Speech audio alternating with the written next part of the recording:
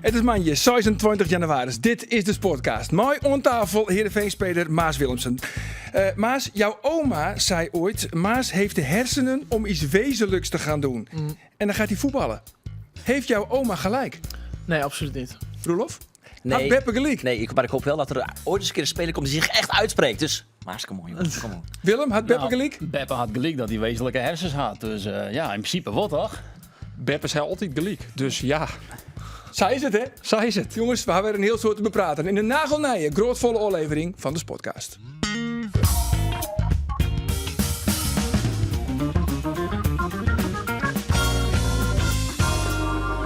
Heerenveen kwam het oude weekend net in actie, dit op fysiek van de Go Ahead Eagles. En Cambuur had zonder zelfs te voetballen een topweekend. Want ADO Den Haag, De Graafschap en Roda JC, ze verliezen alle treien. Mijn naam is Arjen de Boer en dit is de Sportcast van Omroep Friesland. En hier aan tafel Andor Faber, Willem Vermeldvoort, Roelof de Vries en nogmaals Maas Willemsen. Welkom jongens. Maas, een bijzonder welkom natuurlijk voor jou. Ja, dankjewel. Je bent hier nou ongeveer dik een half jaar. Je bent de afgelopen zomer overgekomen van de Graafschap. Maar ik heb begrepen, jij bent je echt een beetje aan het verdiepen in de Friese cultuur. Dat klopt, hè?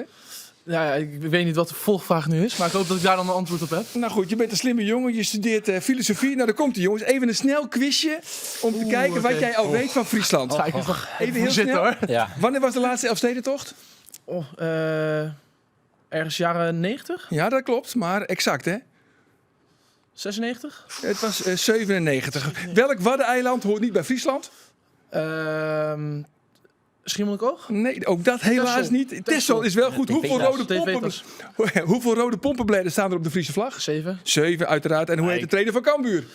Henk de Jong. Nou, kijk, hartstikke goed. Oud trainer van de Graafschap, dus dat moet ik ook wel weten. Zo is het. 3 van de 4. We doen er straks nog eentje. Kan je helemaal revanche nemen. Oké, is goed. Versta je intussen al een beetje Fries? Ja, we hadden het net over. Ik denk dat ik uit de context wel redelijk wat op kan maken. En een beetje wat Nederlandse woorden een beetje ertussendoor gooien helpt ook wel voor mij, denk ik. Goed zo. Dan geven we nou oer op het Fries. Want heren van Cambuur.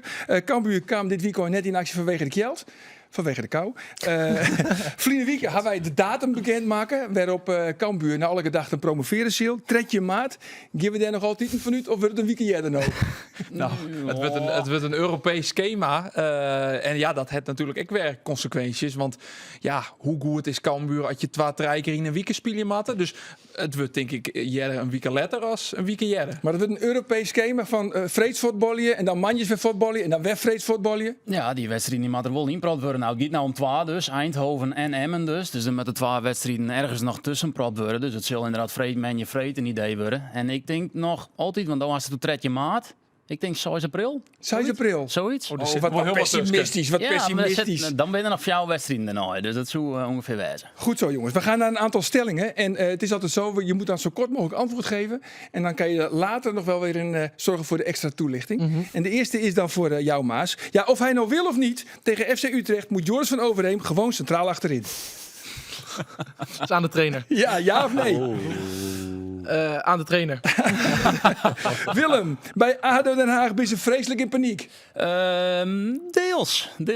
Is ook geen ja, nee. Nee, is ook geen ja, nee. Ik maak er Ga je toch daar gewoon een wel ja mee van. akkoord? Ik maak er gewoon een ja Maak van. er Nee, ja ik ga er zeker mee Ja, akkoord. kom on, Ik heb man. precedenten Kom on. geschapen. Dus, Ja. Andor, ik wie er net rouw om dat de wedstrijd in Eindhoven net trok hier. Dat klopt. Dus ja. Ja, Ik wie er net rauw om. Nee, klopt. goed zo. Roelof, ik weet wel wie Bas de Gaai Voortman is. Ja, natuurlijk. Basiskennis. Iedereen kent het toch? Natuurlijk. Andor, ik ben ook heel erg blij dat de wedstrijd van morgen tegen Emmen net trok hier. Wederom ja. Goed zo. Willem, FC Groningen-directeur Frank van Mosselveld heeft gelijk. Het Fries Volkslied spelen voorafgaand aan een wedstrijd is niet meer van deze tijd. Ben ik net maar mis. Nee. Roelof, het is een goede set van Heerenveen om Pavel Bogniewicz in te litten. Ja. Ja. En dan de laatste is voor Maas. Ik ben goed genoeg voor de traditionele top 3.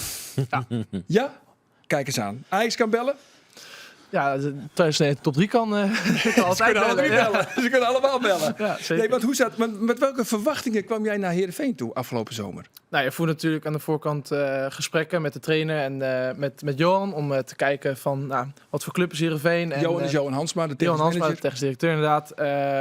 Om te kijken van wat is de juiste stap voor mij, want ik had wel ook keuze.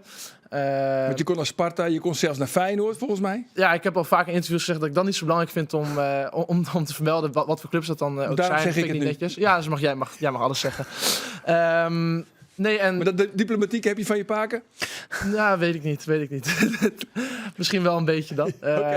Nee, ik denk dat ik gewoon een verstandige jongen ben wel. Dus ik weet wel waar ik wel en niet op moet antwoorden, denk ik. Ja, pas Maar- nou op voor dat stempel, hè, dat imago van eeuwige student. Ja, dat gaan jullie mij van afhelpen vandaag, hoop ik een beetje. Dus, nee, maar... en ik had gewoon gelijk wel het gevoel dat de club Heerenveen en het plan wat ze hebben om spelers individueel te ontwikkelen, dat heel erg bij mij past. Ook omdat ik op zoek was naar een volgende stap waar ik veel kon spelen. Dus perspectief op spelen was voor mij heel belangrijk. En ik had het gevoel dat die kans ik bij Heerenveen wel zou krijgen. En dat is uiteindelijk wel gelukt. In het begin Wel een moest beetje dat heb je zelf afgedwongen natuurlijk. Maar Ja. je begon niet in de basis dit seizoen. Nee, en uiteindelijk ook hoe ik erop ben gekomen is natuurlijk wel een beetje geluk geweest. Omdat er 2 jongens voor mij uitvielen.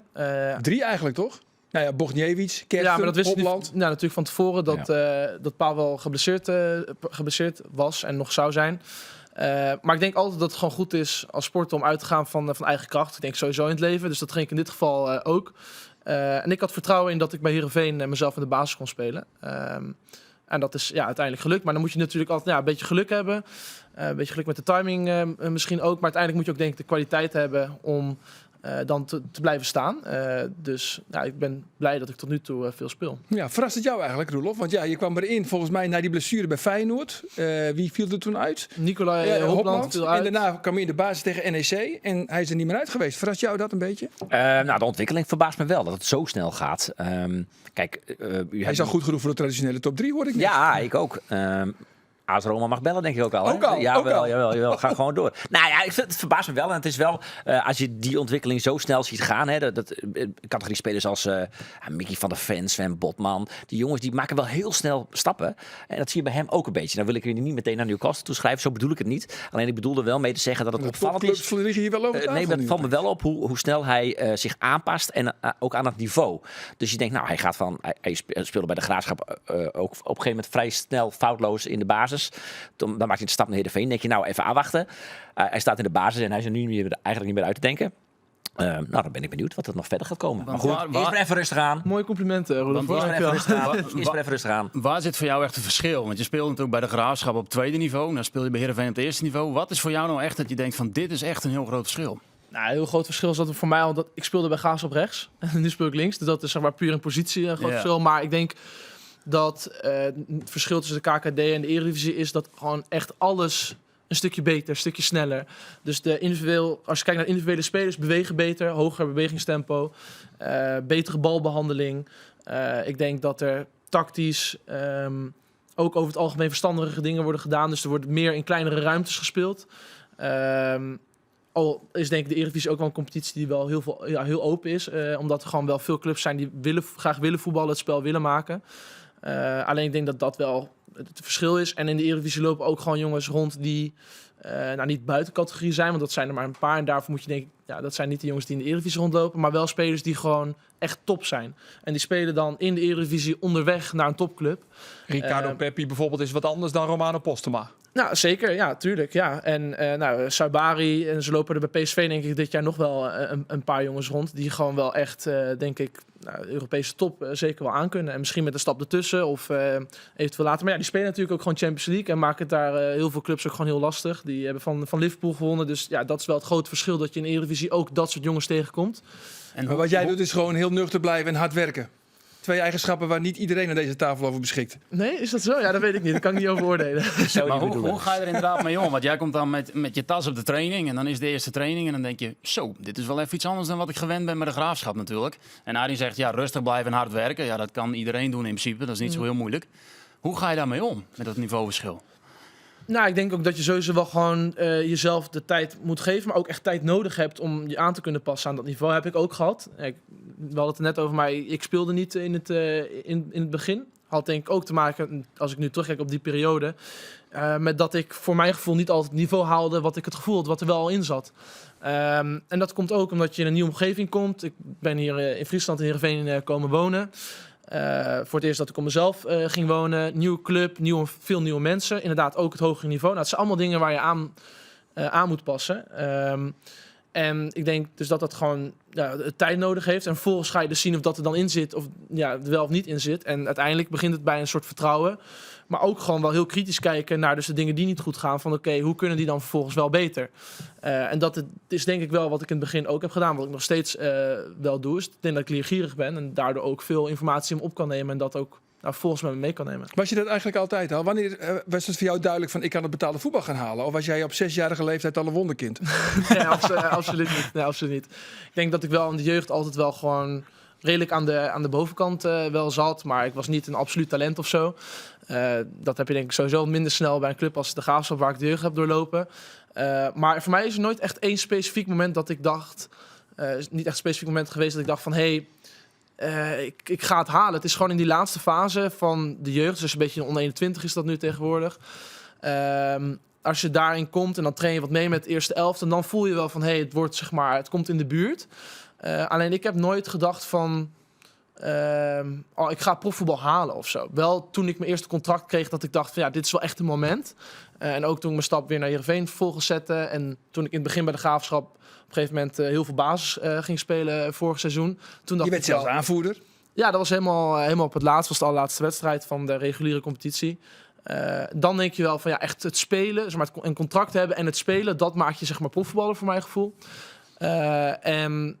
Dat is zeg maar nooit één specifiek moment geweest dat ik dacht van wordt nu echt en nu denk ik van ik ga het echt halen of zo. Nee. Ik had ooit een speler hier in Friesland, uit Sneek. Lutsenbrink heet hij. Was een talentvolle speler linksbuiten.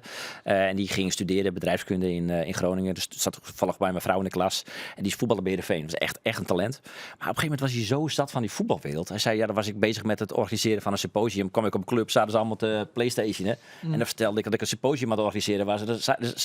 Wat betekent dat? Een symposium? 4 lettergrepen. Nou ja, dat idee. Nou wil ik niet... Iedereen rekent nu, hè? Symposium. Ja, dat klopt wel. Nu wil ik niet de volledige voetbalwereld als dom wegzetten, want dat is natuurlijk absoluut niet het geval. Maar hij heeft uiteindelijk wel gekozen voor voetballen bij AFC en een maatschappelijke carrière. Heb jij daar ook over getwijfeld, over die stap?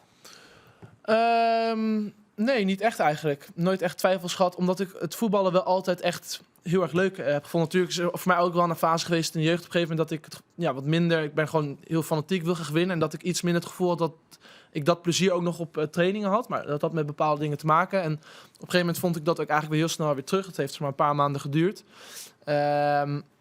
En zeg maar, het plezier in het spel, als je dat altijd behoudt, denk ik, en zeg maar, het passie voor voetbal, dan zijn dit ook niet dingen waar je dan over na gaat denken. Nee. Ik heb wel op een gegeven moment voor mezelf bedacht van ik wil wel nog ook wat naast voetballen doen, omdat ik Studeert, heb ik gehoord. Ja. Nee, dus filosofie, psychologie en zo heet de studie op, hè? Nee, philosophy, politics en society. Ja, hij deed even in het Nederlands. Ja, is politiek. Ja. Klopt. Ach, ja. Nee, dus die keuze wel heel bewust gemaakt. Omdat ik op een gegeven moment een tussenjaar merkte dat alleen voetballen voor mij, dat ik daar niet altijd... Ik denk dat je gewoon ook de beste voetballer bent als je gelukkig leven leidt. En voor mij is dat ook om wel wat naast voetbal te doen. Ja. Ik vind het alleen wel even wennen dat we niet van die media getrainde antwoorden krijgen. Dus dat je gewoon een normaal antwoord op een vraag krijgt. En dan denk je dat je denkt van, dus zo kan het ook. Zo kan het ook. We zullen het eventjes hoe Cambuur hebben, jongens. Ik ben absoluut niet de enige in de voetbalwereld die normaal antwoord kan geven. Precies. Volg je de KKD nog een beetje? Ja, die ben je natuurlijk al lang ontgroeid natuurlijk. Dus ik weet niet of je het nog wel... Nee, ik volg mijn oude club, de Graafschap, nog wel een beetje op afstandje. Ik kijk niet alles, maar daar kijk Wat hebben ze ook weer gedaan afgelopen vrijdag? Ja, ze hebben verloren van RKC. Kijk eens. Ja, wat Cambuur hoede net de voetballen, jongens. En dat kwam goed uit, hè? Zag je die glimlach, Maas? Ja, heel de concurrentie. Waarom lachte hij zo hard? Ja, zou je er zo blij mee zijn? Blijdschap ten koste van anderen. Dat is geen groot goed. Nee, zeker niet. Zeker niet. Dat is een kwalijke zaak. Ja, dat is kwalijke zou je zaak. een paar keer gezegd hebben. Maar goed, het kan eigenlijk net beter, jongens. De Graafschap verliest. Topwint van Roda. En ADO natuurlijk, liet het lezen. In Vitesse. Vitesse. En die matte jong weer op herkansing. Dus het zit er heel goed uit voor Cambuur. Toen ik bij Cambuur weer vreeg ik even van Henk de Jong, hoe zit hij dan op de bank? Wist wel op zijn vrete joen. Dan zoekt ze lekker achterroer. Misschien bakje met chips. Cola. Met cola. Schakelkanaal. Niks van dat alles. Nee. Maar de wol op de bank, maar voor de Voice of Holland. Oh, echt hier? Ja. Henk de Jong uit de Voice of Holland, Sjoerd? Ja, hij zei het, want als ik naar het voetbal sjug, dan sjug ik als trainer. En dan ben ik heel bot van hoe steen je zo, hoe doen ze dit? En hij zei, ik wil dan echt een tussenstand bieden. Maar wat gebeurt er? Diana, zijn vrouw op de bank, die pakt op een gegeven moment de telefoon. En het wordt een kwartier, 20 minuten. En René, zijn broer, bellet. En het worden Jelle en Vitesse zit voor. Ruben, zijn zoon bellet. En hij, ja, ik wil het al in het witte. Maar hij zei, ja, je krijgt natuurlijk wel mij. En dan nog een eind voor de joen. Dan shit hij nog eens naar die tussenstanden. En die had hij natuurlijk inderdaad wel volgen. Maar ja, dan kun je daar alleen nog maar heel blij mee wezen. En dan is het allemaal al een perfect weekend. En hij zelf naar het spelen. Ja, nou is de veldverwarming is niet verplicht in de KKD. Nee. Maar hoe zit het nou? Wie je nou net onsletten of wie die nou net onzetten? Zo. Mooi. Ja, wat wie het nou? Hij wie Net Net ontsletten. net onsletten. onsletten. Nee, Niet shit, dat had hem mij te krijgen. Aangesloten. Aangesloten. Ja, nee, ik begrijp het zeker. Ja. Ja. Het Nije Cambuurstadion heeft een warmte-kou-installatie. Daarmee wordt uit de groen wordt... ik weet net precies hoe dit zit, dus je mag ik net een opinie voordat ik verkeerde ding is, maar dat komt uit de groen. Die is pas later onsletten. Pas in november is die onsletten op het stadion. Dus je moet hem eerst onsletten en dan kun je hem onzetten. Dus de Wiedernij, er had een periode geweest dat het Cambuurstadion nog net verwarmd wie. Omdat dat gewoon net onsletten wie. Nou wie dat in de goede tijd van het jaar. Die is in november onsluiten. Maar de veldverwarming, ja, dat wie eigenlijk een extra handeling. Dat had nog net plakvoen. Want ja, we weten al, Cambuur had financiële problemen. Dit hier in ieder geval. Net genoeg geld. Dus er binnen oren keuzes maken. Werd toch die veldverwarming. Daarvan hebben ze zijn. Dat doen we letten wel. Dat we promoveren. Dus ze konden hem net onzetten. Dus ze konden hem net onzetten. Omdat hij Oké. dus net onsletten wie. Duidelijk. Goed, maar dat zei Arte Graafweg en dat klinkt allemaal heel aannemelijk. Maar wie misschien net de achterliggende gedachte willen van... Nou ja, we kunnen de druk een beetje op ADO opvieren. We komen zelf net in achter. Komen zelf net in actie. En zij hebben die hele lastige uitwedstrijdje Vitesse. Toch hem gewoon net om te sletten. Dus om te sletten, ja. Ja. Nee, natuurlijk, er was wel een beetje lieger in de concurrentie. Zo simpel is het wel. Want eigenlijk is het wel een beetje voordeel. Want ik heb er nou achterom. Want ik hier dus benijd, is er nou bij ADO kampioenstress? Want we hadden al wel hoe Cambuur dit en dat. Maar Nou, ik ADO kreeg die stelling bij die en ik Ja. zei van bis in paniek. Dus zei, dat is volmondig ja. En toen zag ik dus inderdaad, daar kom ik op waarom. Want ik hier dus een bellen met een supporters van ADO Den Haag. Van hoe is het nou met je? was de serieus. Oh, ja, zo. Nee, heel dat is de serieus. factie. Hè? Ja, ik neem mijn vak serieus. Dat klopt. Zouden jullie ook eens moeten doen. Maar, Leuk. nee, maar Klein dus verwijt. ik hier bellen. En het wie voor het eerst dit seizoen, dat ze dus 3 wedstrijden op Riegen verlend. Dus het zit voor het eerst dit seizoen net mooi. Maar hoevolle supporters Maar- Hesto, daar heb ik ook even wat meer op. En wie? Hoevolle supporters en wie Hesto bellen? Ja. Ik heb 2 supporters bellen. Oh ja, dat is een Meer? representatief Dat is een onderzoek. representatief onderzoek, dus dat scheelt. Maar ja, ik kan natuurlijk net 15.000 man bellen. nee. Dat snapt zelf ik. Haagse Harry. Haagse Harry, nee, dat valt reuze mooi. Joop Buit. Ik ga niet in namen treden hier, want ik doe een bronbescherming. Maar nee, zij hier... Deze twee waren in paniek. Nee, ze zijn wel, ze sjuggen echt een plak draaien. En dat is het hem. En het kampioenschap, dat giet het bij Den Haag naartoe. Bij Cambuur is ik dat het net zo is. Nee. En die supporters zijn zelf ik. Ja, wist, us boeit het eigenlijk ik net echt. Als we maar promoveren. En of we nou kampioen worden of net. Nee, goed. Maar dat rap ik niet in. Want volgens mij wil elke sportman kampioen worden. Ja, dat denk ik wel. Maar het gaat over de fans, toch? Van, Ja, van de fans, ADO. ja. Dus die willen niet per se kampioen worden. Nee, Dan. Als jij zo zij het omschrijft. Maar ja, ik denk dat de club zelf wel kampioen willen worden. Ja. Ja, De toch? spelers. Wie wordt de kampioen in de KKD, denk jij?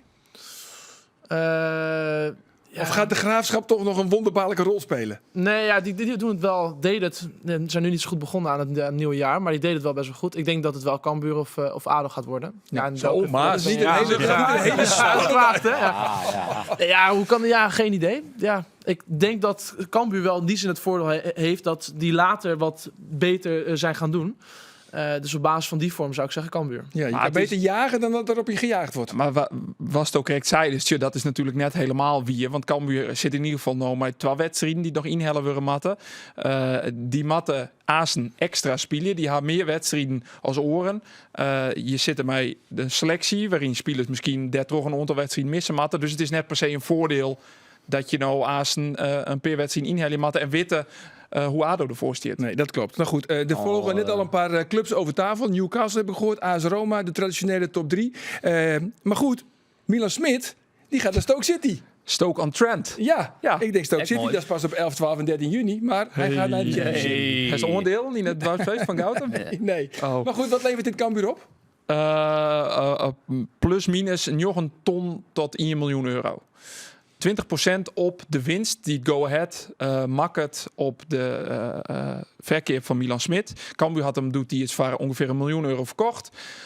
In principe verkeert het Go Ahead Eagles hem komende simmer voor €4,1 miljoen. Dat is dus €4,1 miljoen verschil, €4,1 miljoen winst. Ik doe het even niet stapjes. Ja, want dan, precies. En dan krijg je 20% krijgt hij 20% door, dus nog een ton. En Cambuur krijgt nog wat opleidingsvergoeding, omdat hij daar in de opleidingsspel had. Hetzelfde geldt voor Heerenveen. Nee. Had hij, Nee, want Ja, die maar soort- jij vindt €30.000. ja, daar had hij nog in en volgens mij een ja, maar opleidingsspel. volgens mij is dat die solidariteitsbijdrage is vanaf 16 tot en met 23, meen ik. ja en trekt je tot section en volgens mij had hij vast in tretje in de Heerenveen spelen. Dus volgens mij krijgt Heerenveen niks.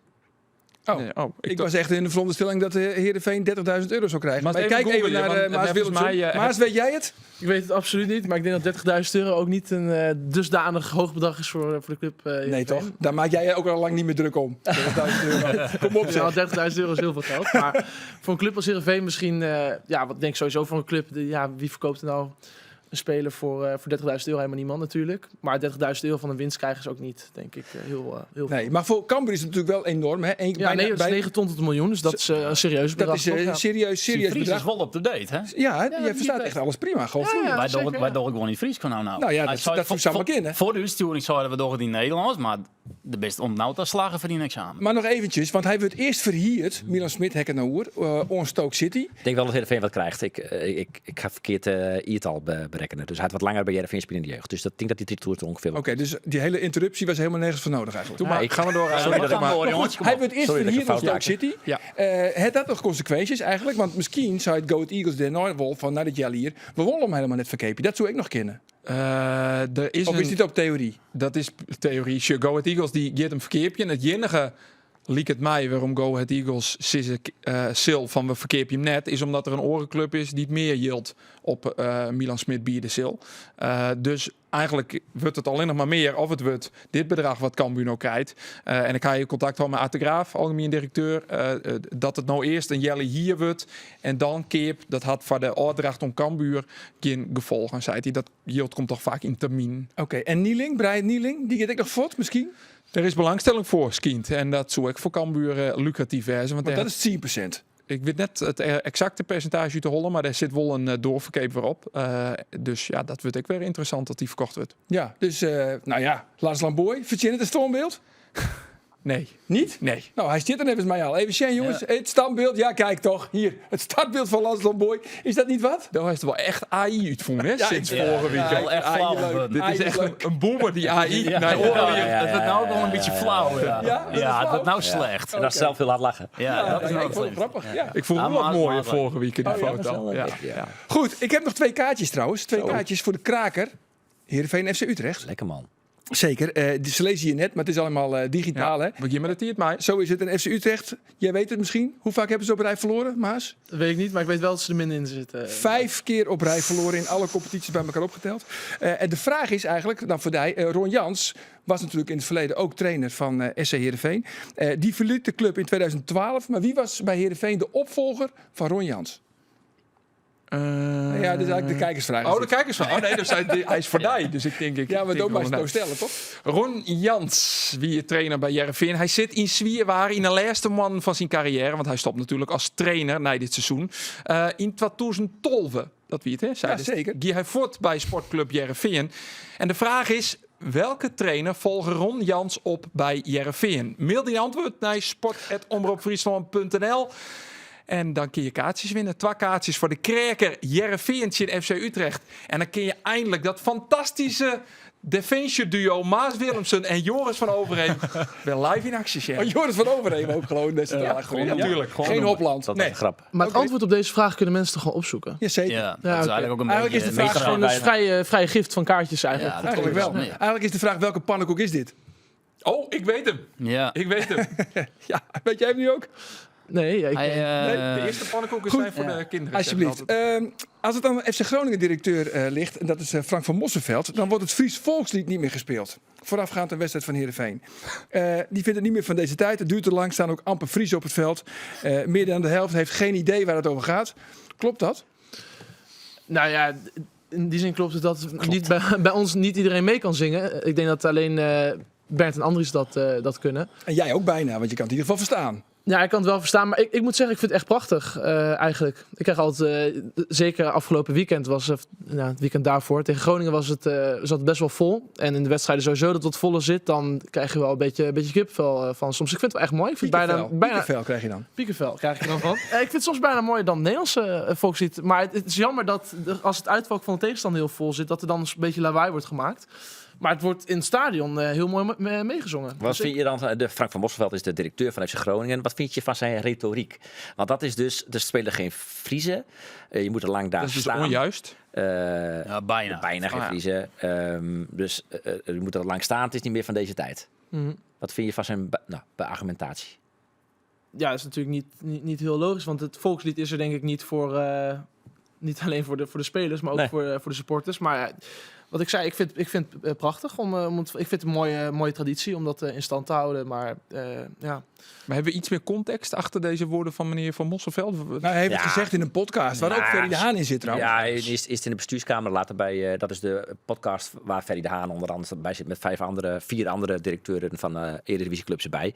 Dat heb ik gehoord. En dit is eigenlijk wel een beetje de context die er is. Hij heeft later bij RTV Noord ook nog een keer gehaald. Ik zeg, Frank, lekker bij je eigen woordjes houden. Wat heeft een populistische directeur geneuzel van Groningen te zeggen Ga je over... je eigen zaakjes daar eens met die mafiosi supporters daar oplossen... voordat je je mond opentrekt richting zoiets... compleet out of the blue iets als een volkslied. Ik bedoel, je mag wel daarop Jij mag trouwens naar de volgende uitwedstrijd van Heerenveen tegen Groningen. Ja, ik vind het Succes zo met de supporters. goedkoop. Kijk, je mag best zeggen van ik vind het niks. Ik vind het niet mooi, ik vind het niet leuk. Ik heb er geen gevoel bij. Dat interesseert me niks. Maar deze hele retoriek, ik vind het zo goedkoop. Ook richting zijn eigen achterban. Niet meer doen. Goed zo. Er zijn nog wat kijkersvragen binnengekomen voor jou, Maas. De eerste is eigenlijk van Rienk en die wil het volgende weten. Eigenlijk weten we het al. Er was afgelopen zomer heel veel interesse voor jou. Waarom heb je uiteindelijk voor Heerenveen gekozen? Nou, heb ik bijna al antwoord op gegeven. Eigenlijk wel, hè? Ja. Nou, Rienk, je weet het al. Knip Ik zet er een eruit. krees doorheen. Even naar het begin van de uitzending. Even Ja. terugspoelen. Even terugspoelen. Goed, Jelle, die wil ook wat weten. Die vraagt, wat zijn je ambities, zowel sportief als maatschappelijk? Ik geef dan wel eerst even als voetballer gewoon antwoord. Vind ik iets belangrijker zelf. Ja. Ik ben in ieder geval gewoon nu heel blij om bij Heerenveen te spelen, hoor. Maar uiteindelijk liggen mijn ambities gaan wel verder dan Heerenveen. Ook de Eredivisie. Ik vind de Premier League is voor mij de mooiste competitie. En Champions League spelen is natuurlijk ook fantastisch. Dus ja, daar liggen wel mijn ambities. Ik denk als je daar niet in gelooft en daar niet van droomt, dat je het ook nooit gaat bereiken. En ik denk dat ik nog heel veel stappen kan zetten in mijn carrière. Dus dat is eigenlijk het doel. Want fysiek, je hebt een goede inspeelpaas. Je kan rustig blijven en je bent ook fysiek goed in orde, hè? En hij is goed met dribbles. Goed met dribbles. Wisten jullie dat? Komt er een statistiekje Een aan? statistiekje. Want dit is de enige met een klapblok, dat is Willem. Maar die heeft... Hij heeft Die is er zelf wel, op- die is wel goed voorbereid. Jij zat er zo stiekem ook te kijken van. Er staat al op de klapblokje. Maar als je zegt dribbelkoning van Heerenveen, Ja. dan denk je aan... Ja, Saroui, Ejuke. Rivera. Ja, maar wel Trenchco. deze selectie dan. Oké, Oh, maar deze selectie. Dat is Nou, deze... ik ga nu Rivera. gewoon de naam van Maas Willemsen noemen, denk ik. Klopt. Want als je de dribbelkoning. dribbles pakt van Heerenveen dit seizoen, dan heb je Maas Willemsen met 83% geslaagde dribbles.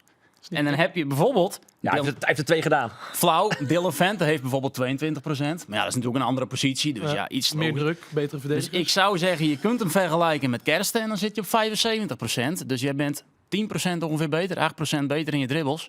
Dus de dribbelkoning, want iedereen heeft het over luchtduels, verdedigen, grondduels. Maar ik zie hier gewoon een nieuwe dribbelkoning van Heerenveen. Hij heeft ook een van de hoogste expected goals in de Eredivisie qua verdedigers.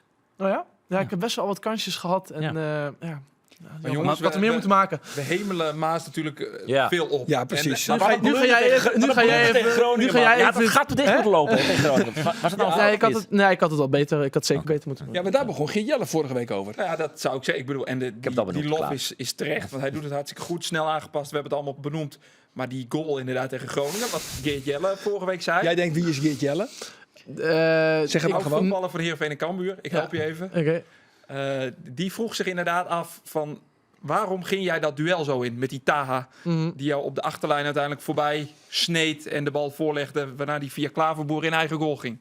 Ja, gaan we echt in voetbaldetail dat treden, denk zou ik. Doe het maar gewoon. Kan ons Nee, ik denk op zich dat ik het gat goed dichtliep. Ik denk dat ik hem in de eerste situatie misschien al buitenspel had kunnen zetten. Wat ik ook maar fractie van een seconde daarvoor deed. En uiteindelijk snijdt hij op het moment dat ik wil instappen. Ik wou er eigenlijk een balbezitmoment van maken, omdat ik het gevoel dat ik het genoeg had dichtgelopen. Op het moment dat ik zeg maar, met mijn lichaam eigenlijk wil gebruiken, snijdt hij net voorlangs. Dus ik heb net iets te vroeg mijn lichaam ingezet. Ik had hem net iets voor hem in moeten zetten en dan had ik waarschijnlijk mijn lichaam ertussen gehad. Of ik had een tackle moeten leggen. Ik denk dat dat ook prima had gekund in deze situatie. Daar had ik in ieder geval de tijd voor gehad. Maar hij mag niet... dus dat verwijt ik mezelf in die zin. Hij mag niet zeg maar, uiteindelijk de achterlijn halen en daar een voorzet geven. Ja, daarna dwing ik hem toch wel naar een positie waar hij niet kan scoren. In principe, zou je zeggen. Lig je daar wakker van? Nee, ja, lig ik niet. Ik heb wel deze wedstrijd ook omdat je weet dat het gewoon wel echt leeft, natuurlijk. Dus voor de sport is een van de belangrijkste wedstrijden van het seizoen. En dan laat jij je zo makkelijk wegzetten, laat je kloppen op snelheid. Ja, maar dat doe ik natuurlijk niet expres. Oh, dat moest er nog eens bij komen, baas. Maar ik denk dat je gewoon ook wel fouten maakt. En dat hoort er ook bij. En ja, ik moet dan volgens mij verantwoordelijkheid om naar te kijken van wat kan ik beter doen in die situaties. Dus daar heb ik zeker naar gekeken. En dan kun je best soms in dit geval, als je zoiets overkomt, denk ik niet dat het een grote fout was, maar ik denk wel dat het beter had gekund. Dan kun je best wel een dag of 2 dagen even mee rondlopen. Maar... Ja. En wordt het dan ook gelijk geëvalueerd met de trainer, Robin Veldman? Nee, we spreken niet alle individuele situaties met de hoofdtrainer, maar ik zorg wel dat ik zelf dit soort dingen wel bespreek uiteindelijk. Ja, met wie? Altijd met iemand binnen de club of spreek je ook nog wel met andere mensen over? Nee, beide. Iedereen bij ons heeft een individuele begeleider eigenlijk toegewezen gekregen. Dus dat is binnen de staf. Wie is dat bij jou? De beeldanalist, dat is Simon. Dus daar zit ik vaak mee door de week om de beelden te bespreken. En soms komt de trainer naar je toe. Of als je zelf wat hebt, kun je ook altijd naar de trainer toestappen. En dan kun je het ook bespreken. Dus daar gaat het ook af en toe wel over individuele dingen, ook zeker. Dus die begeleidt daarin ook. Maar hij heeft natuurlijk gewoon een heel team om zich mee bezig te houden. En ik heb mijn eigen beelden- of videoanalist, om dat zo maar te zeggen. Een coach waarmee ik eigenlijk elke week ook mijn wedstrijd terugkijk. Buiten de club om? Ja, buiten. Is dat? Oké. Ik vraag me wel af, Maas, want wij loven eigenlijk vaak jullie manier van spelen dit seizoen. Het voetbal van Heerenveen is beter dan de afgelopen jaren. Dat zit er me mede in hoe jullie druk zetten, want jullie stappen ook geregeld door. Ook jij als centrale verdediger. Is het tegelijkertijd misschien soms ook wel wat riskant. Maar ben je comfortabel met die speelwijze? Want jullie geven natuurlijk wel veel ruimte in de rug weg. Dat gat tussen Bert Klaverboer en de laatste linie is soms echt heel groot. En als je dan inderdaad een snelle jongen als Van Bergen of Mito of weet ik het allemaal, ja, die kunnen dat afstraffen. Maar voel jij je comfortabel genoeg in die speelwijze? Ja, ik voel me heel comfortabel. Ik ben ook wel gewend eigenlijk al heel lang om zo te spelen. Ik heb ook in de jeugd zo veel gespeeld. En ook bij de Graafschap op zich wouden we vaak eigenlijk hoog druk zetten. Dus ik vind ook over het algemeen dat we echt best wel aardig druk zetten. En dat het plan dat we dat goed voor elkaar hebben. Je komt natuurlijk altijd, als je het hebt over 1-tegen-1 duels tegen dit soort snelle jongens, kom je niet in situaties ook altijd waar je de tegenstander heel veel pijn kan doen. Omdat je zeg maar in ruimtes komt dat is onder onze voorwaarden. En we kunnen natuurlijk richting van druk geven. Dus we kunnen de bal een bepaalde kant op dwingen. En dan kun je natuurlijk altijd weer, bijvoorbeeld als wij aan de rechterkant druk geven, onze rechterkant, kan de linksback, linksbuiten kunnen een man loslaten en naar binnen komen. En dat doen wij ook heel erg. Dus in die zin heb je ook wel echt rugdekking. Het is wel aantrekkelijk, maar het oogt soms ook kwetsbaar. Ja. Ik weet niet of wij nou hier specifiek heel veel goals uit tegen hebben gekregen. Uit dat we echt hoog druk zetten en dat het dan gelijk kassa was. En ik denk ook altijd, hoe hoger op het veld je druk zet, hoe meer ruimte er ook is voor ondertussen foutjes. Omdat je dan, de tegenstander moet nog heel ver naar de goal toe. En ik denk ook dat dat ons heel veel oplevert. Ik denk dat we wel misschien wat comfortabeler kunnen worden in laag blok. Maar er zijn altijd, denk ik, dingen die een team beter kan doen. Ja. Zijn jullie daar dan ook mee bezig om inderdaad ook lager op het veld, dichter bij de eigen goal, daar ook beter in uit de voeten te kunnen? Nou, over het algemeen volgen we wel heel erg ons eigen plan, maar het hangt natuurlijk soms ook wel af van wat voor de details worden wel veranderd tegen de tegenstander. En tegen een PSV of een club die ook heel goed is aan de bal, zul je ook natuurlijk toch wel wat meer in dat soort situaties komen. Dus dan wordt daar zeker op getraind, ja. Ik maak me toch ook wel een beetje op een bepaalde manier zorgen. Oh jee. Nou ja, kijk, ik was best wel enthousiast tot nu toe. Was, dit is verleden tijd. Tot de wedstrijd tegen Groningen. En toen dacht ik, Want ik heb je geroepen, bekerfinale, we gaan Europa in, alles. Lekker populistisch. Frank van Mosselveld, je noemt precies. noemen we dit ook. Precies, Zoals we van jou beetje gewend zijn. opportunistisch. Ja. Maar na de wedstrijd tegen Groningen dacht ik wel, het is 1 wedstrijd, ik weet het. Dus daar mag je niet te veel conclusies aan verbinden. Ook na een week waarin jullie 3 wedstrijden in 7 dagen hebben gespeeld ongeveer. Maar jullie werden bij Vlagen wel door Groningen niet weggespeeld. Maar Groningen voetbalde zo makkelijk onderuit. Makkelijker nog naar jullie. Dus nu ben ik een beetje bang dat jullie toch te groot voor het servet zijn en te klein voor het tafellaken. Of andersom, maar ik vergeet altijd.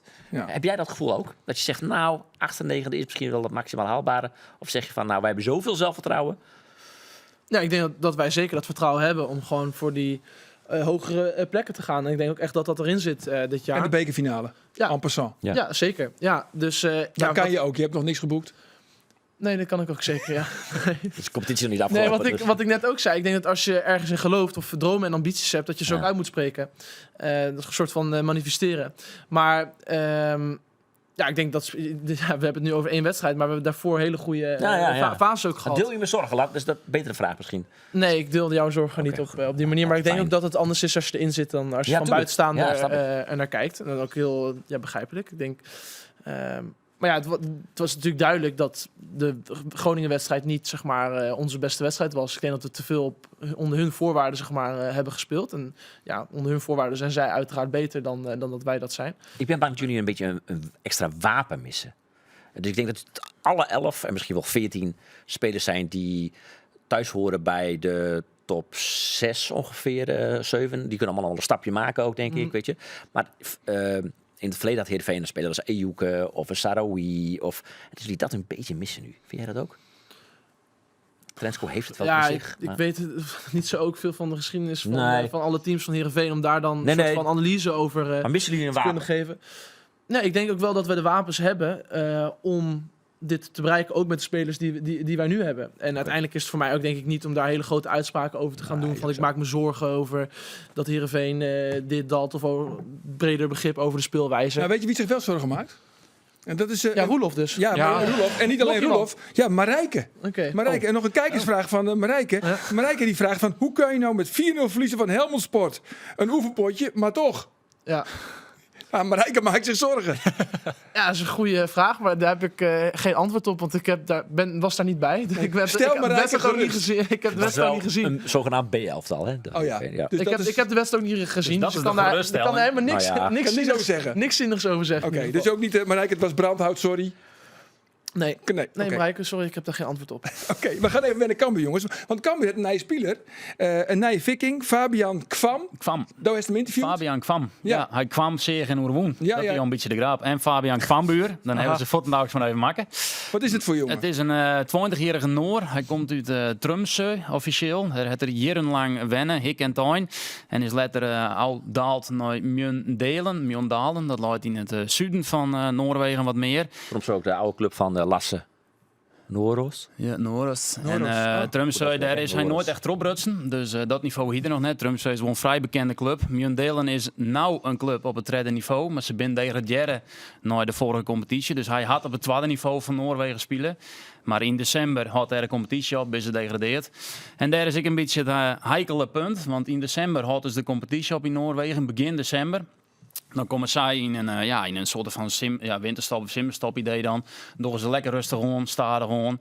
Maar ja, als ze verkocht worden, dus Cambuur, dan moeten ze wel weer niet ergens staan. Dus hij wordt nou een beetje optraind om te zien of hij fit genoeg is om nou weer aan te sluiten.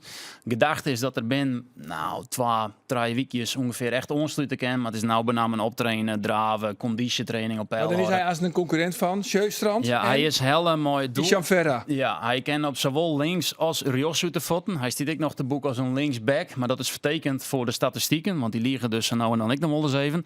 Maar een statistiek, ja, dat doet me zeer om dat te zeggen, maar dat is zo. Die statistiek net. Nee, meer statistiek net. Nee, maar hij had bij Mjøndalen linksback spelen tussen haakjes, maar die speelt maar dusdanig hege backs dat er eigenlijk linksboeten weer. Dus hij kent benamen op linksboeten op uit de voeten en hij is echt heel mooi het idee om de komende weekend /man te winnen en dat dan van Simmer naar alle gedachten Sjöstrand langzamerhand verkocht wordt. Want die geniet een heel soort interesse van clubs uit het tweede niveau van Engeland. Championship. En Isham Ferra, Sil Sabisa. Waarom nou Lille? Want zijn hier contract rent al. Maar het is op zich wel toekan hoor. Dat ze dus nou al voorsorteren op een eventueel vertrek. Want als Sjöstrand voortgaat, weet elke niet en ik dat er een heel soort yield te hellen is bij Cambuur. En nou hebben ze de opvervanger, hebben ze nou al in de hoes. Ja, klopt. Dat is hartstikke toek. Ze hebben het natuurlijk voor Erik die en toen Pauwels 3 voor 3 en toen hebben ze daarvoor ook al Sjöstrand hellen. Dus ja, dat is echt de luxe positie wat dat allemaal lang die Cambuur nodig had. Nou, je strategie, iets wat Jereveen eigenlijk al heel lang doet. Ja, en ze doen allemaal Luca Ooyen. Ik won Pietje natuurlijk in, want die gaan natuurlijk nou maar Van Axeldongen, Rivera en Ooyen treien linkspoetens. En de vernuik inderdaad van Axeldongen gewoon waarom gaat naar Ajax of je nou gewoon net waarom komt bij Jereveen, kind die twaat eventueel uitmaatje. Ja, dat is wel slim. Ja. Voorsorteren. Hey, die Moen, die wedstrijd in Emmen, die gaat eruit. Ja. Wat zal Cambuur nood van? Cambuur zal een onderlinge oefenwedstrijd spelen op het complex van Lac Frisia. Er binnen officiële assistent-skiertzochter in hier. Oh jee, Ze zullen in een shirtje spelen. Dus ze bootsen dat nij. Komt allen. Komt allen, Je haalde je neus even op toen je dat hoorde. Een onderlinge oefenwedstrijd. Ja, dat is natuurlijk voor voetballers niet, Nee, ik vind het verschrikkelijk. Hè? niet iets waar je heel blij van Ja, wordt. nee. Maar ja, ze moeten natuurlijk hun meters maken. En, Nee, ja, het is allemaal er is allemaal heel veel voor te zeggen. Maar- en het is ook heel, maar heel goed. waarom word je er niet blij van? Je wordt er in die zin wel blij van, dus dat je gewoon inderdaad, je moet wedstrijdritme houden. Alleen je kunt nooit, zeg maar, dat zo nabootsen en dat je dan zo je tenuutjes gaat aandoen en zo. Jij speelt heel veel 11 tegen 11 natuurlijk op training. En dan ga je nu opeens met een scheidsrechter en dat is gewoon niet iets, ja, ik weet niet, daar word je gewoon niet zo... Maar als je dan de reserve speelt, is allemaal de shirt Tuurlijk aan liever in doet het van Emmen. stadion. Een beetje ongemakkelijk of zo. Ja, niet ongemakkelijk, maar het is gewoon... Je voelt de echte wedstrijdspanning Nee, niet. het is gewoon sowieso in vergelijking met in een vol stadion spelen is het helemaal niks. Natuurlijk, dus ja, nou ja, ik weet het is gewoon niet iets waar we heel blij van worden. En bij Heerenveen is natuurlijk ook een probleem dat jong Heerenveen op een heel laag niveau speelt. Waardoor je nooit eens een keer een wedstrijdje met het tweede elftal zelf maar kunt spelen op een beetje aardig niveau. Dat is wel een probleem bij Heerenveen. Dat moeten ze nog wel eens even gaan oplossen. Ja. Emmen is trouwens op trainingskamp. Die zit nou in Papendaal. Ja. Ze zijn wel van, als die wedstrijd troggie in Wieën, dan winnen ze wel genegen in West om te zeggen van, nou dan gaan we toch nog even naar het stadion. toch wel. Ja, dat wel. Oh, ja. Maar stil Cambuur op trainingskamp. Nou, dat is wel wat Henk de Jong het liefst had. De volgende wedstrijd van Cambuur is Joer door een week. Op Manje uit zien jong PSV. En ja, de waarsomstandigheden niet zien van het land binnen een stuk beter. Daar gingen we traind worden, daar gingen we voetballen worden, daar ben veel net beversen. Dus Henk de Jong die zei wel van ja, als jong PSV gewoon trainen kennen. En wij komen hier aan met trainings die het uitvallen, want er wordt ik nog snier voor zijn de komende dagen. Ja, dan kun je net ideaal tarrieden. Dus Henk de Jong had een vaststel die onder directie van Cambuur. Ja, kijk, wel met de directie zitten. Ja, kunnen we zaterdag in het zuiden, dan kunnen we in ieder geval trainen. En dan neemt ik heel serieus. Ik ben een signaal naar de groep dat we als club het ik heel serieus nemen wat we willen. En dat we daar trainen zaterdag, snijden. En dat we mensen dan terug in Eindhoven. Hè? We hebben speelmatten. Dus dat is wel dat wat hij vakken had. Ja, want het weekend, het zijn nou de komende dagen wat ik jet aan protesteren vallen hier. Of je net krijgt net, maar het zit er echt aan. We kunnen net goed trainen. Ja, dan mag het zo serieus nemen. Die ploegen kunnen ook goed trainen. Dus wij moeten daar wel rekening mee houden. Vond jij trainingskamp eigenlijk leuk?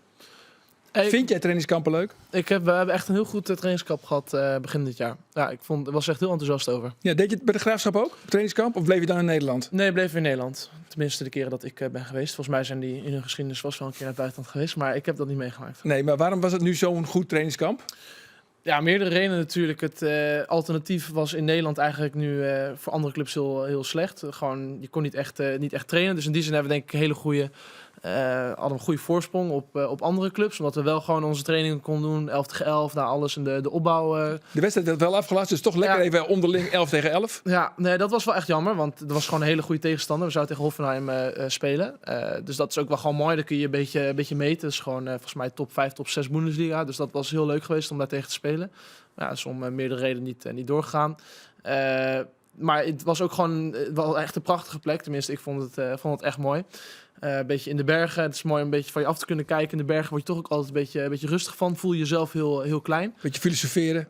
Nou ja, het was gewoon vooral veel voetbal en heel veel spelletjes spelen. Dus we hebben heel veel spelletjes gespeeld. En ik hou heel erg van spelletjes. Dus Welke spelletjes? We hebben heel veel undercover gespeeld. Dat is een spel waarbij je eigenlijk 2 woorden hebt die heel dicht bij elkaar liggen. Bijvoorbeeld zee en meer. En dan heb je mensen die goed zijn en mensen die slecht zijn. En dan heb je bijvoorbeeld 4 mensen hebben het woord zee. En dan eentje heeft meer. En dan ga je dus 1 woord gebruiken om dat woord te omschrijven. En dan moet je vervolgens de slechte persoon eruit stemmen. Dus dat hebben we heel veel gespeeld. En daar werd ook dat werd fanatiek. En wie was daar goed in? Ja, best wel weinig omdat we denk ik best wel scherp zijn, best wel weinig dat zeg maar de undercover, zo heet dat dan, dat is die persoon die een ander woord heeft, dat die won. Maar ik vond Marcus Linde best wel goed. Die wist zich toch wel vrij aardig ook wel te liegen.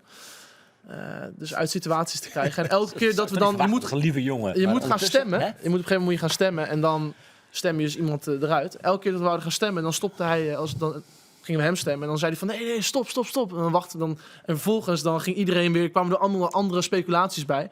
Die is toch ook wel een beetje verdacht. Dus daarom het werkte wel goed, die tactiek. Ja. Verrast het jou eigenlijk, hè, daar hebben we het net ook al over gehad, dat het zo snel gaat. Hè? En het antwoord is eigenlijk ja. Maar voel jij je nu ook al echt een vaste waarde binnen Heerenveen? Nou, ik denk dat ik wel gewoon nu al wat langere tijd speel. Dus in die zin... De trainer kan niet meer om jou heen. Zeg het maar gewoon. Mag jij zeggen? Ja. Nee, ik denk dat in die zin dat je wel steeds meer groeit en dat je elke week ook meer bijdraagt en meer bezig bent met het team. Dus dat je ook, als we gewoon trainen voor een wedstrijd en je bent bezig met het tactisch plan, dat je ook meer zelf daar wat over kan zeggen, omdat je ook al de voorgaande wedstrijden zeg maar in je hoofd heb je gespeeld. Dus je hebt ook dingen ervaren in die wedstrijden als team zijnde die je vervolgens kan meenemen in de volgende wedstrijd. Dus in die zin heb je wel het gevoel dat je daar meer aan bij kan dragen aan het team ook.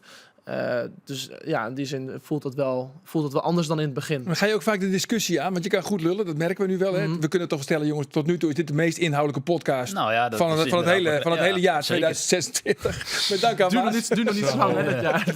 Maar goed, ga je vaak de discussie aan met Robin Veldman? Nee, met de trainer eigenlijk niet, denk ik. Ook omdat ik denk dat dat gewoon niet echt zo hoort. En als je dat doet, denk ik dat je dat niet op het veld doet. Misschien dat ik het wel soms met andere mensen te veel doe. Tenminste, dat feit heb ik ooit wel in mijn nog korte loopbaan wel al gekregen van mensen. Van Dijkhuizen? Nee, maar niet zo uit van wie, maar gewoon van bepaalde mensen. Maar ik denk ook dat er wel ook wat voor te zeggen was. En nog steeds. Ik denk dat je heel goed moet weten van wat is het juiste moment dat je zeg maar in detail wil treden op als het gaat over het spel. Want soms coacht ook iemand en dan in het veld moet je gewoon even het uitvoeren. Dus er is ook helemaal niet altijd lang tijd om dat te bespreken. Maar dus denk ik altijd wel een ander moment dat het altijd wel kan. Dus ik denk dat in die zin die mensen ook wel gelijk hadden hoor, die dat ooit tegen mij hebben gezegd. Dus ik denk dat ik dat ook wel in acht heb genomen. Oké, ik heb nog een berichtje in de categorie triest nieuws. Oh nee. Willen jullie misschien wel weten? Triest nieuws? Ja, een klein lachje bij, dus ik weet niet. Sylvester van der Water is alweer fot bij het Griekse Panionios. Oh. Ik zal daar nog volle mooier vertellen. Hij had 14 wedstrijden spelen en ik heb bij een van die 14 wedstrijden. Oh ja? Ja, ik heb hem nog foto's gestuurd naar Rollo van Ander. Ja. Wij weer naar Griekenland. Wij gaan niet naar jou. Wat zegt hij? Wij zijn wel vrienden. Ja, dat weet ik niet. Wij zijn wel vrienden. Iets over jullie dynamiek, denk ik. Dat is wel een goede conclusie. Heel scherp, keurig. Ja. Maar wij gaan dus alle jaren een weekend ergens in Boeteland voetbal zien. Groundhoppen nemen ze dat mooi. En wij weer naar Griekenland aan, naar Olympiakos en dus naar Panionios. Panionios. Is het fout opschreven in de app? Ik denk het wel. Het wie in Athene, het wie het tweede niveau, het wie toen een stadsderby. Daar wie gewoon al een politie bij en alles. En dat wie vrij Sylvester serieus. van der Water in de basis? Hij wou wisselen na 30 minuten. Elke keer in de kleedkamer in. Sylvester van der Water, net meer weer omsjoen. Iedereen kwam er weer uit. Wissels op het bankje. Sylvester van der Water, nooit meer weer omsjoen. Dus ik denk dat er een beetje het probleem was. Hij is op zoek naar een nieuwe uitdaging, zeg ik. Dus, Cambuur misschien. Het ooit nog bij de Graafschap voetballen, toch? Of Sylvester? Nee, Almere City. Almere City, dat wie het. Ja. Goed, niet kijk hier met denken hoe Pavel Bogniewicz. Ja. Toen zei het is een goede zaak van Heerenveen. Dat zou Augsburg erin. Zabrze. Nummer 2 van Polen. Ja, hoogste niveau. Ja. Maar hoe spreken we het uit? Zabrze. Moet je even Pavel bellen, denk ik. Ik durf het aan, Zabrze. Maar goed. Ik weet net of het een goede keuze is, maar dat is weer de stelling. En dan moet je kiezen tussen ja of nee. En ik denk ja, omdat ik denk dat... maar dat is een beetje een aanname, jij weet dat wel beter... dat hij minder fit is doordat hij 2 keer zijn kruisband heeft afgescheurd. En dat je dan heel moeilijk weer op het niveau kan komen waar hij op zat. En als je dat niveau niet meer aantikt, dan lijkt het me een logisch stap dat je de club verlaat. Bovendien zat hij hoog in de salaris. Dus daarom denk ik ook dat het een logische zet is. Ja, daarom denk ik dat 1+1 wel 2 is in dit geval. Kan je misschien nog een linksback halen? Ja, maar ook die kans is niet zo groot dat ze nog een linksback gaan halen. Omdat ze nu met Petrov... zolang Petrov blijft, is de kans klein dat er nog een back bij komt. Oké. Dus we zien in Petrov wel echt een back. Hij is multifunctioneel. Oké, En je ik hebt dacht dat nog- en je Petrov hebt- en je vooral een hebt- en je centrale hebt nog- verdediger En je hebt was. nog Robin Bouwen natuurlijk. Ja. Maar ik Ja. dacht dat het altijd nog wel echt wel een serieuze wens was om een linksback te een halen. directe collega aan tafel zitten. Dus is hij een linksback of is hij meer centraal? Vind ik lastig om te zeggen. Volgens mij speelt hij zelf liever op centraal, maar weet ik eigenlijk niet precies. Ja, dat Laat hij klopt. nou de pech hebben dat daar nou een fantastische verdediger staat links centraal. Dus ja, die speelt hij er niet uit natuurlijk. Nee, kansloos. Kansloos verhaal. De dribbelkoning van Heerenveen. Ben je ook liever links of rechts dan?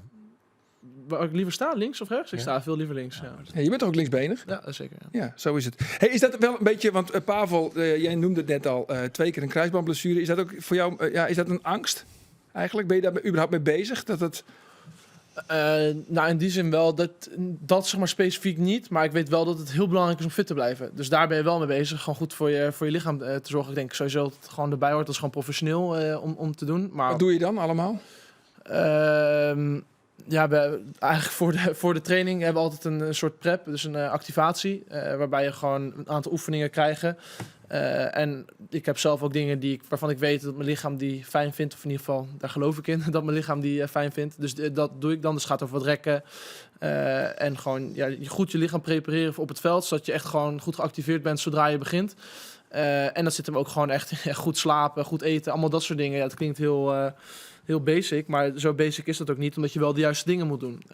Maar gewoon elke nacht 8 uurtjes? Nee, ik slaap eigenlijk altijd 9 uur. 9 uur? Echt 9 uur slaap. Want dat is beter. Ja, je moet... bij Heerenveen hebben ze ook... tenminste, ik heb dat aangeboden gekregen en daar gebruik van gemaakt. Ik heb een slaapcoach gehad. En je moet dus eigenlijk zoveel mogelijk aan het eind van je slaapcyclus wakker worden. Een slaapcyclus duurt 1,5 uur. Dus nou ja, kun je uitrekenen dat 6 keer 1,5 uur is 9 uur. Dus dat is zeg maar het beste moment, word je fit en fris wakker. En zeker sporters hebben gewoon meer slaap nodig dan over het algemeen mensen. Maar dus in die zin is 9 uur is voor mij Dus goed. de meeste spelers van SC Heerenveen slapen 9 uur.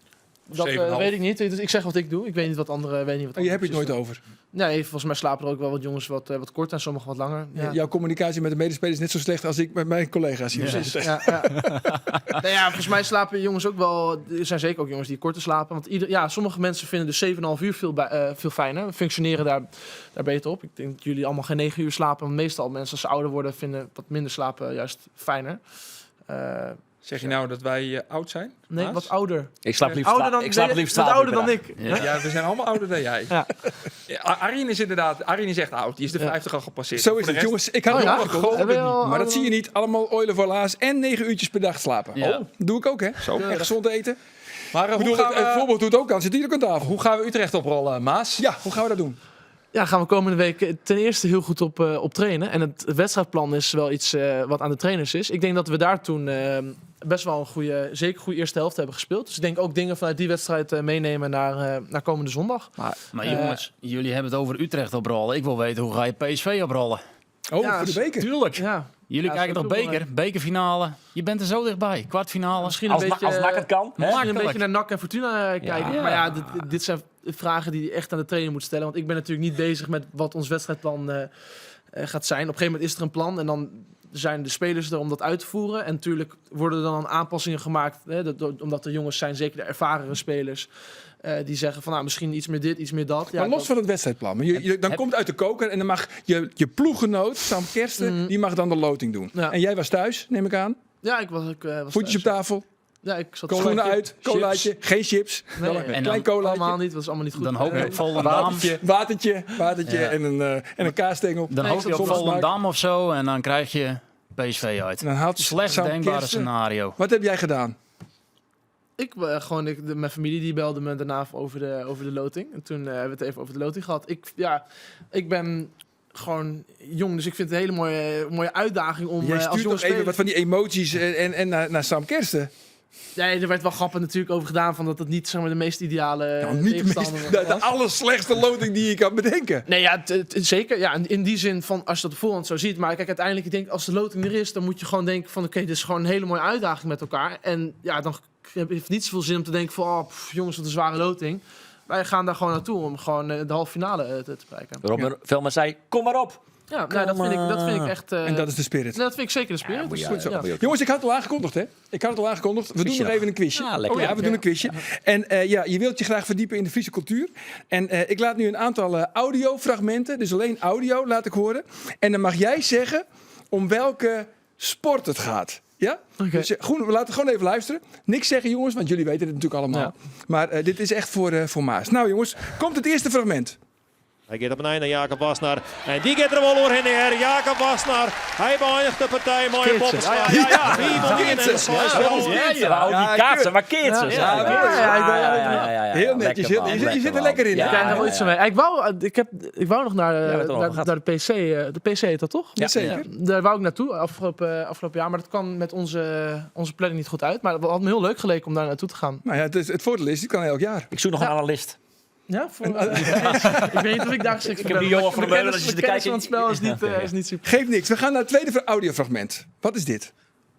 Het ging bij de start al net goed. En snel dweilen nou helemaal achterom. Die moet dan ik nog even wachten dat die oren die hele grote draaien. Ja, dit is goed Lekker hoor. man. Je zit er goed in hoor. Dit is ook tot nu toe nog niet heel moeilijk. Hè? Nee, Maar- oké. Ja, nou ja, dan Nou, weet je ik de zal laatste je- ook wel. Ik zal verklappen, het wordt nou ietsje moeilijker. Ja? En dus voor jullie ook misschien, hè, nog niks zeggen, maar ik denk dat jullie het ook wel lastig vinden. Scootje, daar ben ik ook geweest overigens afgelopen zomer. Vond ik ook heel In lang weer. Ja. Bij Riemer en Annie. heel dicht in de buurt. Ik heb daar familie die een huis heeft. Dus Oké. daar was ik langs, ja. Goed zo, we gaan naar het derde audiofragment. Heel stil jongens, heel stil.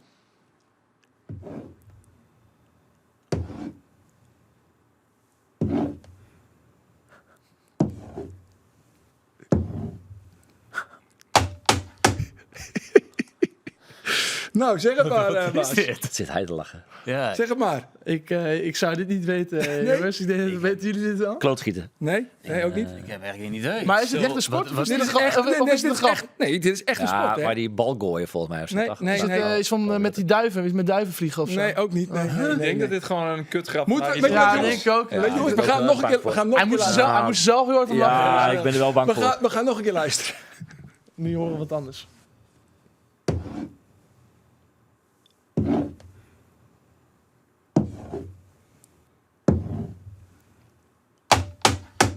Nee? Zal ik het maar zeggen? Voetbal. Friesdamje. Friesdamje. Ja, Friesdamme. Dan mag je gewoon in alle richtingen mag je slaan. En uiteindelijk had je een dam. Goed zo, jongens. We zijn toen naar Hoe lang hast we deze grap toch? Hey? Ik vond hem heel groot. Ja, We zijn toe aan de overdenkingen. En de overdenking is heel erg makkelijk. Je moet kiezen en we komen er niet op terug. En de eerste is voor Andor. Andor, Willem of Willemsen? Zo. Zo.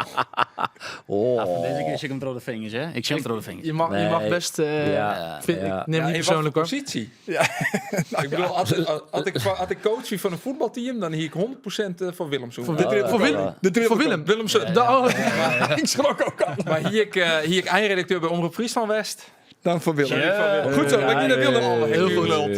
Willem, tred je maat of toch een weekje eerder? Nee, ja, ik zou letter. Ik zou 6 april. Ik ben 6 al- april? Ja, tuurlijk. Oké, Dat Roelof. dus. Ja. Bas de Gaai Fortman of Jesse Klaver? Yes, Klaver. Nee. Bah. Ja, slecht. Heb je dat ook? Dat is dus een paken die Ja, dus de PPR heeft opgericht. Maar dat hebben we volgens mij... Nee, maar dat weet ik toch? Dat ja, heeft weet je, net maar zijn. heb je niet gezegd. Dat is net Oh, zijn. oké. Mensen thuis denken van wie is die man? Wie is dat? Dat is Ja, dus... nu weet ze. Nu weten ze het. Dat is En jouw is jouw- grootvader was vicepremier ook nog, toch? Ja, minister van Binnenlandse Zaken en Justitie geweest. Bas de Gaai Fortman. Ja, want weet je, jouw opa had ook een vader. Uiteraard. Ja, weet je hoe die heette? Ja. Ja, zeker. Dat hadden we dus net Papagaai. over. Ja, papegaai. Klopt, hè? Ja, zeker. Gaius. Maar Ik het heb wordt- ook Gaius. Het Dat wordt is even mijn nu naam. pas interessant en nu stoppen we. Ja. Oh ja, sorry. Nee, ik heb nog één overdenking, jongens. En die is voor Maas. Maas, Vierlieppen of Keertsen? Kitsen. Keertsen? Ja. Want jij gaat naar de PC. Ja, en we hebben het ook afgelopen jaar op een personeelsdag met Heerenveen hebben we dat gedaan. Pijn in je handen, man. Het is Ja. echt die ballen. Dan kan je daar Er nog waren een- van die professionals bij en die gingen dan die bal slaan. En ik moest dan zo die bal tegen verstoppen. Ik had gewoon helemaal een blauwe vinger. Ik heb nog een kleine anekdote, heel kort, want we zijn op het einde van het programma. Tel We jij gingen wat. ooit een keer wij kaatsen Ja, ja. met Brian van der Bussen, de doelman van Heerenveen, en Michael Dingsdag. Maar Brian van der Bussen, die was toen de eerste doelman, want de tweede doelman, Kenny Steppen, was eigenlijk de eerste doelman, die had zijn middenhandsbeentje gebroken. En toen gingen wij kaatsen met Brian van der Bussen. En opeens komt die bal, dat balletje, komt een beetje aan de linkerkant. Wat doet hij? doet hij een backhand. Maar als je een balletje van het kaatsen op de buitenkant van je hand krijgt, dat doet echt heel erg pijn. Ja. Dus bijna had Heerenveen, met dank aan Omroep Friesland, helemaal geen keeper Ja, die meer ballen gehad. gaan alle kanten op. Ook dat nog. Ja. Goed zo. Nou, tot zover deze Ik PC-uitzending, vind, jongens. Maas is met vlag en wimpel geslaagd Ja, voor de Fries Friesland examen. quiz. Ja, zeker. Ja, zeker. Ja. Vooral, Ja. heel netjes, heel netjes. Friesdamme blijft jammer. Nijwieken, dan is het 12 februari. Dat is echt de laatste dag van de transferperiode. En waar zit je dan om deze tafel? Wat denk je? Dan ben ik er niet. Nee, dat weet Nee, ik. wie zit er dan? Jij, wie zit er wie dan? die dan zit? Ja. Geert Jello heet hij of hoe heet hij? Nee, die was er vorige week al. Oh, dat was Die mag in februari. Nee. weer. Jouw baas. Jouw baas? Nou ja. Nee. we hebben een De baas baas. van je trainer. Ja. De technisch directeur Johan Hansma. Ja. Die stoel. Goed zo. Ik zou zeggen, graag ontaan. Dag.